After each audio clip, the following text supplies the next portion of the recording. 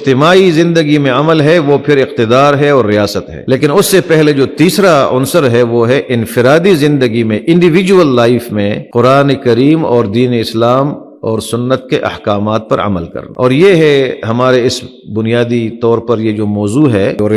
عبادات کے ساتھ ریلیونس اور تعلق کا، یہ ہے بنیادی فوکس۔ مثلا دین اسلام میں ہم نے سیکھا کہ نماز کی بہت بڑی اہمیت ہے، نماز کو عماد الدین کہا گیا ہے، ارکان اسلام میں بنیادی رکن ہے۔ تو اقامت دین پھر یہ ہے کہ انسان بروقت اہتمام کے ساتھ نماز ادا کرے۔ جو نماز ادا نہیں کرتے وہ اقامت دین نہیں کرتے، بے شک وہ اس چوتھے مرحلے میں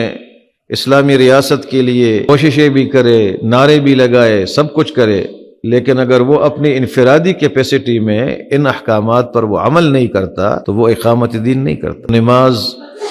روزہ، اسی طریقے سے محرمات سے بچنا، کاروبار میں، معاملات میں، یہ وہ احکام ہے جو دین کے احکام ہے جو سیکھتے ہیں مسلمان اور مسلمان کے علم میں ہیں۔ اگر وہ معاملات میں حرام سے نہیں بچتا، محرمات سے نہیں بچتا تو اقامت دین تو نہیں کرتا۔ وہ اپنے محلے کی مسجد میں باجماعت نماز میں نظر نہیں آتا، موجود نہیں ہے، وہ عمل نہیں کرتا، اور اس کے نتیجے میں پھر وہ آگے اگر کسی کو دعوت دیتا ہے کہ ایک اسلامی ریاست کے لیے اور دین کے اقامت کے ایک نظام کے لیے میرا ساتھ دو، تعاون کرو، تو اس آواز میں، اس دعوت میں پھر کوئی زور بھی نہیں ہوگا۔ اس محلے میں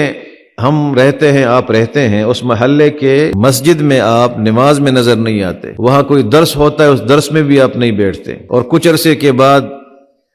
الیکشن کا موقع آتا ہے، انتخابات کا، اور وہاں پر آپ اپنے محلے میں کھڑے ہوتے ہیں نماز کے بعد اور آپ لوگوں سے اپیل کرتے ہیں یہ ہمارا امیدوار ہے جماعت اسلامی کا، اسلامی انقلاب کے لیے اس کو ووٹ دیں، تعاون کریں۔ تو وہ جو سامنے لوگ بیٹھے ہیں وہ اگر آپ کو سامنے کچھ نہیں کہتے تو وہ دل میں تو کہتے ہوں گے کہ یہ مجھ سے اسلامی انقلاب کے لیے ووٹ مانگ رہا ہے، لیکن یہ تو اس محلے کا رہنے والا ہے، یہ تو یہاں نماز میں مجھے نظر نہیں آتا، نمازوں میں یہ غائب ہے، درس کی مجلس میں بیٹھتا نہیں ہے، یا اگر محلے میں کوئی معاملات ہے، معاملات میں ٹرانسپیرنسی، شفافیت، حلال حرام کی تمیز نہیں ہے، تو یہ اسلامی انقلاب کے لیے تعاون مانگ رہا ہے۔ تو وہ نتائج کے اعتبار سے بھی اس کا نتیجہ نہیں ہوگا، لیکن فی نفسی ہی اگر عمل ہم نہیں کرتے تو اقامت دین تو ہم نہیں کرتے۔ اگر وہ دین قائم بھی ہو جائے عملاً، آپ کو کامیابی بھی مل جائے،